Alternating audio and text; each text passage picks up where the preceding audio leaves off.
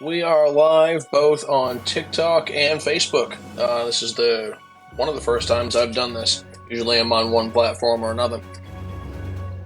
We had an absolutely fantastic day today. Governor Paul LePage made it here to the Dover-Foxcroft area. A lot of times candidates get skipped. They skip over rural areas like this. So to see Governor LePage come here to Pat's Pizza in Dover, Foxcroft was absolutely terrific.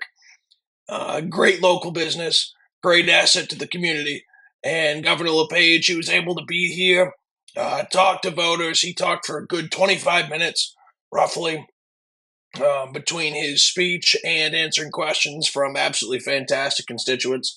Really looking forward to seeing where this campaign goes. He was in great spirits. I really think this congressional campaign is going to be a relief from past gubernatorial campaigns. Past gubernatorial campaigns, you almost have to censor yourself because you've got such a left wing part of the state down in the southern part of the state. You have to be really careful with what you say.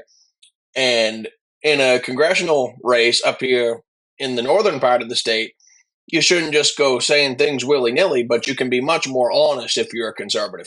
So that was great to see. Really enjoyed seeing Governor LePage. I hadn't seen him since July, so got a photo with him, got to talk with him.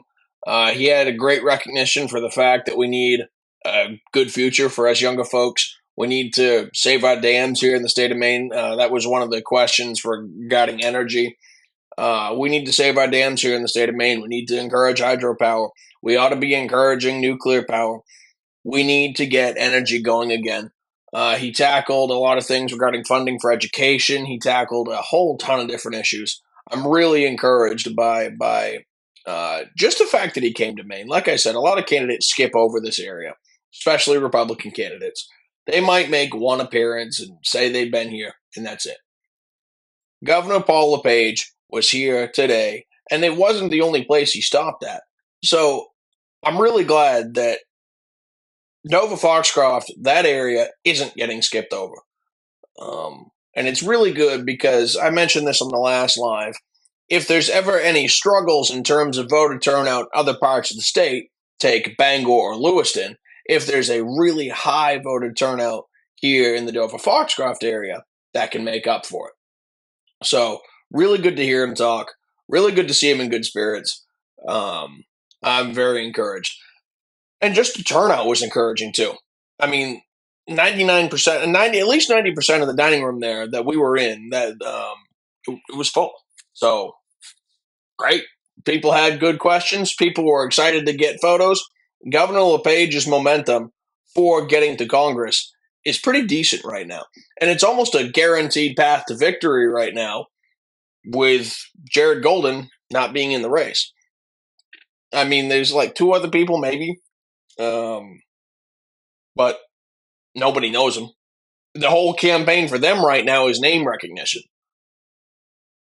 So if you've got Governor Paul LePage's name recognition, momentum, and clear path versus someone who nobody knows who you are, it's a pretty good shot at really good momentum for Governor LePage. And it's also going to help keep the Republican majority in 2026. You guys have heard me that I voiced some concerns. I haven't been fully happy with the Republican performance down in D.C. But even take someone like Thomas Massie, he's been in the media a ton recently. But he still votes with the Republican Party 91% of the time.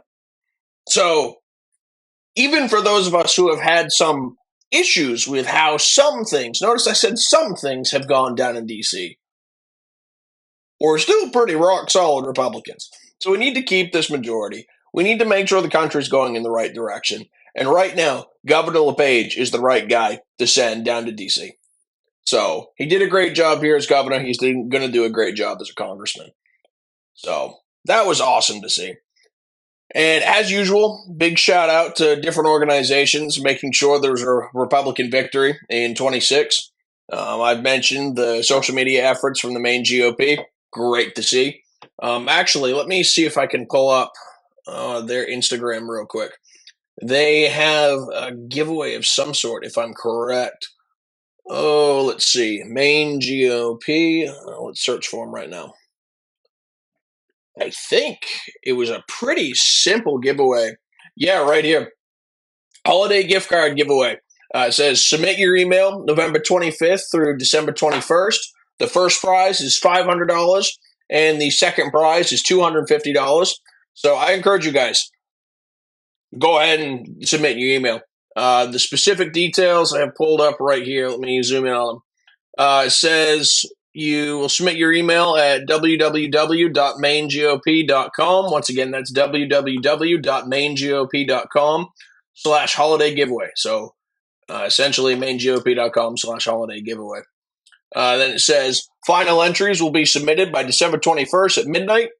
Names will be drawn on December 22nd, 2025. Winners will be contacted via the provided email address. Prizes will be delivered within 20 days of drawing. Available prizes, $500 and one $250 gift card to a Maine retail location of your choice. So that's absolutely fantastic. They're supporting Maine businesses, and they're giving a boost to the economy here in the state of Maine, while also boosting excitement to vote Republican. So that is a very, very, very good move. We're seeing a lot of good moves for Maine Republicans, whether it's stuff down in Augusta or the state party or candidates like Governor LePage. I am very, very happy to see this. I think for me personally, speaking of Governor LePage too, it was great to reconnect with some folks. There's some guys there on the campaign, terrific people. One of them I did some stuff with back in 22 when I worked for the Republican Party. When I worked for the Republican Party, I was essentially a staffer, just going around, talking with people, door knocking, staffing events. And when I was young at the time, I was just a high school senior when I started. When someone takes you under your wing and you're the younger guy, and they don't treat you like you're the younger guy, they take you under your wing, guide you, and act as if they're your bigger brother. You appreciate that. And so when I get to reconnect with those folks later on in different campaign settings, it's always cool. So fantastic to see that. I'm really encouraged for 2026 in terms of Maine Republican turnout. I can see some pushes to also boost Susan Collins' vote turnout. Overall, I think that's going to go quite well. A lot of people on the Republican side of the aisle we're going to vote for. There's a select minority. I think that's something that I need to remember too. No matter the political issue, there's usually a select group of people online that like yell and scream, and they act as if they're majority. And they're not the majority as much as they'd like to be.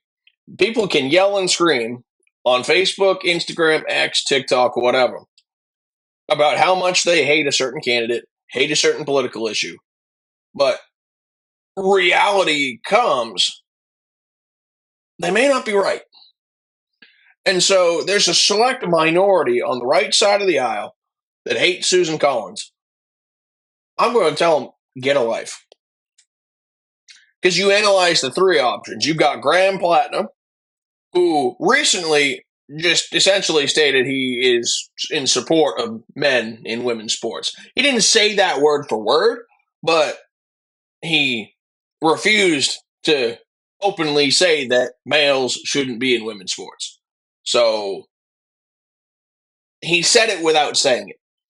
That should be a really easy question when a reporter asks you, relatively obviously, if a dude should be in a woman's sport, and you can't give a straight yes or no, there's a problem. And Graham Platinum couldn't do that. And he knows he can't do that because the people that are going to get him elected are the far left base.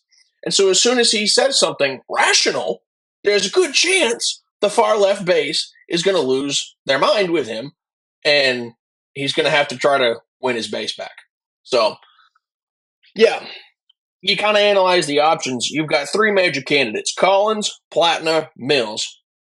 And out of the three, Collins actually has your back. There might be some votes she makes that we don't agree with, but for a good chunk of the time, she votes for President Trump. She's got our back. Even if she disagrees with you, she'll hash it out with you. And by the way, she supports a basic reality. Men shouldn't be in women's spaces. And what amazes me is I don't agree with her stance on homosexuality. I don't. Never have, never will. But she supports the legalization, at least in terms of the legal recognition of gay marriage. So she supports that, and the left wing base still hates her. She is not pro life. The left wing base still hates her. So, with all of that knowledge in hand, I'm wondering where the problem is. With someone like Susan Collins, on things that are core issues of mine, we disagree on, and she has my support. Because I have to analyze the three options. She is the best of the three. But people on the left somehow have associated her with President Trump. She is not a MAGA Republican, but she's also not a full-blown Democrat. She likes to work with both sides. She knows she has to. So, put it this way, she may not be wearing the 47 hat, but if President Trump will work with her on something that will better the nation, she'll do it. If a Democrat pitches a good idea to her, she'll work with that Democrat to get that idea passed. So I'm missing where the issue is with the left. And I'm also missing where the issue is with the right. Out of the three candidates, she matches up best with the state of Maine. So folks on the far left were probably not going to get their votes. But we've got a good shot at moderate Democrats to get Susan Collins elected. Moderate Republicans, probably not going to love any of the candidates that much, but they're going to choose Susan Collins. So, quite frankly, this election, the problem is with the MAGA base. Guys, we need to unite behind Susan Collins because you look at the other two options, they are far worse than Collins. If you look at those three options, and on election day, November 2025, and Mills or Platinum gets elected, and it's because of the Republican base, we deserve what we got. I saw this issue during the last election with Austin Terrio. There was a select minority on the right side of the aisle that loved to yell and scream on Facebook about how Mike Sobolewski didn't win the primary. Get over it. Do you want Terrio or do you want Golden? Well, guess what? We got Golden again. There's two big problems with that election cycle. We need to make sure that we make efforts, as many efforts as possible, to fix this. People don't like the idea of down the ballot voting with one party. Unless you have clear confirmation that a candidate that is a Republican is a complete lunatic, vote straight ticket Republican. Especially when analyzing the two options and the track record of the candidates and their parties. What you'll find is, especially last year in 2024, a lot of folks got up, voted for President Trump, and left the ballot box. Which, with that being said, yes, okay, great, we got President Trump. But down in D.C., he needs folks to work with him. And if you don't vote for the representative that was going to work with him, you just hurt President Trump's majority. Also, at the state level, if you supported President Trump, there's a good chance you're going to have the state level candidate for state house and state senate are going to be in line with his values. So why not have that Trump agenda passed at the presidency, the Senate, the House, the state governorship, the state house, and the state senate? But folks didn't seem to understand that. They just went in, voted for President Trump, and left.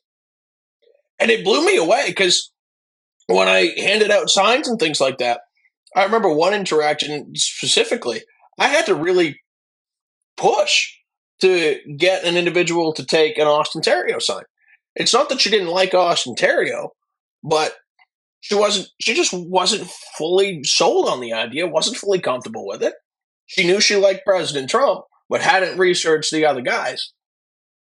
But the options were limited. You had to recognize the fact that Terrio was the only major candidate that had a shot at beating President Trump.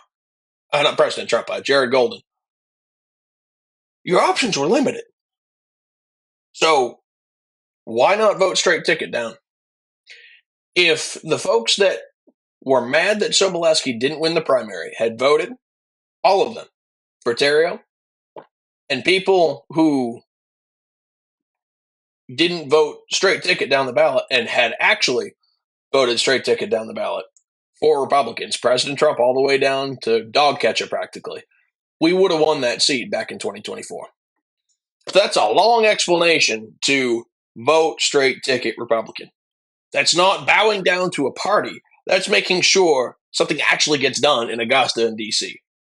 Because without that, you're giving one candidate a boost and then hurting their ability to get legislation actually passed. So I encourage you, go to the ballot box next year in 2026. Vote for the Republican for governor. Vote for Governor LePage for Congress. Vote for a Senate candidate and a House candidate that are Republicans. If we do that, we can make Maine affordable again. We can make Maine great again. We can get our dams open. We can invest in hydropower. We can invest in nuclear power. People think nuclear power is crazy. Guys, if we had just a couple nuclear plants, and I think I've heard one. I don't know the exact specifics, but if we had just a couple nuclear plants here in the state of Maine, we could have clean energy. Just like that. Just like that. But no, we have solar subsidies that jack up our electric rates. People don't seem to understand that the solar subsidies, it's what's skyrocketing our power rates. And shout out to Augusta.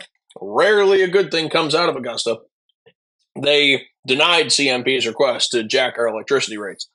But you want to bring businesses back here to the state of Maine? Lower the power rates. Lower the taxes. Right now, in my 21 years of life, I have seen either 3 factories here in my hometown.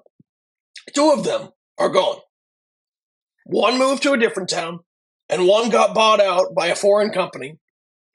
Got bought out. They stayed open for a couple of years. And now they're technically open, but there's just a few employees left. They had 2 major facilities here in town, and the giant facility here in the middle of town is gone. It's a great, fantastic woolen mill. They had great products. They handled a lot of jobs. And now those jobs are gone. It's a Canadian company, too. So, not that I don't care about Canada, but why should Canada get our jobs? I want American-owned businesses and businesses that are not only American-owned, but operated here in the U.S. So, let's make Maine affordable. Not just for you and I, but for the businesses. And people think, oh, that's not good talk. We need to focus on the people. Yeah, we do need to focus on the people, but we also, for the people, need to have businesses to have jobs. And so I don't like giant billion-dollar companies, but having some successful manufacturing businesses and other forms of businesses here in the state of Maine would be fantastic.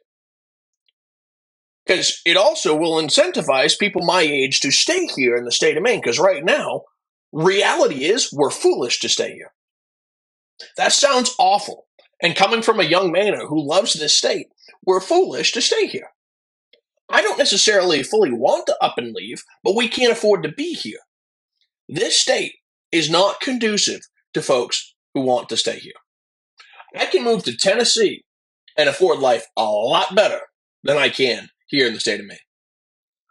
And quite frankly, I know not everybody agrees with the Republican majority in Tennessee, but look at just how that state has been run. You can afford to live there. You're free there. You're not constantly having the red tape machine going through your business like Augusta does here in the state of Maine. The TVA. Electricity in the Chattanooga area in Tennessee is incredibly affordable. Why don't we have stuff like that here in the state of Maine? Make Maine affordable for the businesses. That will bring in jobs. That will bring in people. That will retain people. And the economy starts to flourish. The more people you have, the more money you have circulating, the economy will do better and the quality of life will go up. It's not that hard to conceive. People like Governor LePage understood that. We needed Governor LePage in 2022, except we got another 4 years of Ani Mills, and things have continued to spiral out of control. The economic policies coming out of Augusta are absolutely foolish. And Governor LePage is right. You need either a businessman as governor, or if the person who's elected governor isn't a businessman, he needs businessmen very close to him. Very, very close to him. To make sure that the economic policies being pushed through Augusta actually make sense. Let's make Augusta live on a budget. I have to live on a budget, so why shouldn't Augusta? We need businessmen who are fresh to politics to go down to Augusta. But we need a whole army of them, and we need people to vote for them. If we don't have elected Republicans that know how to run a business and a whole army of them, they might be able to introduce great legislation and fight against bad legislation, but nothing will ever get done without a majority. Right here in the state of, right here in my area of the state of Maine, I got Representative Jim White, a business owner, a great guy, loving, compassionate, strong. He knows his stuff. But it's borderline impossible for him to get something done at the State House down in Augusta with the way things are. A fantastic representative, such as himself, will never be able to get any major thing done without enough Republicans in the majority. And it's the same thing for all the other Republican representatives. It's why, in so many cases, we have to make legislative changes via referendum. Because the referendum issue isn't a bad thing. We're blessed to have that option. But we shouldn't have to resort to referendums to make political changes here in the state of Maine. Referendums should either be, really, in many ways, considering where we're at now, they should be a backup option. But I swear, every year, there's a giant referendum issue. We should be able to get legislation passed or changed in Augusta. We should be able to work across party lines, but we know that probably isn't going to happen. So let's get a majority elected and get actual change made. And then use referendums if we have to. But speaking of referendum issues, this actually came up on yesterday's live. I encourage you guys, if you get a chance to sign the petition to get men out of women's sports, I really encourage you guys to do it. There's a TikTok account here, Maine Mama. Shout out to her. I encourage you guys, reach out to her. She has connections with them. She might be able to lead you to where you can sign. I've got some other folks. I think you can reach out to Paul Mills on Facebook. Once again, that's Paul Mills. Shoot him a message. I think Maine Girls Dads and Protect Girls Sports. Those are two other organizations you can reach out to. I recommend probably via Facebook. You can find them. I think one of them has an Instagram page. I don't remember for sure. I see that they're on Facebook though. You can reach out to them there. We need to get. I think they had like maybe 60,000 signatures already, and Maine Mama actually commented. It would have been yesterday's live that a giant majority of the people who have signed this petition have been men, at least for her. That's really cool. It's encouraging to see the amount of actual men that are stepping up to defend women's sports. It's sad that we have to even have that conversation. That should just be a logical thing. But the fact that we're where we are and people are stepping up is great to see. We need not just a majority in Augusta. We need a majority of citizens to step up and fight for truth, fight for logic, fight for the word of God, fight to make Maine the state we all want it to be. But that doesn't happen unless people step up. We like to complain about things and say things are wrong and there's issues and Augusta isn't doing their job. But unless we step up, nothing's going to change. That was actually something Governor LePage hit on today. We need to make sure people get up and vote. He commented on the fact that a lot of people are saying he's got a clear path to victory. I've commented on that. I've basically said that myself. There is a very clear path. But your truck isn't going to make it to where it needs to go without gas.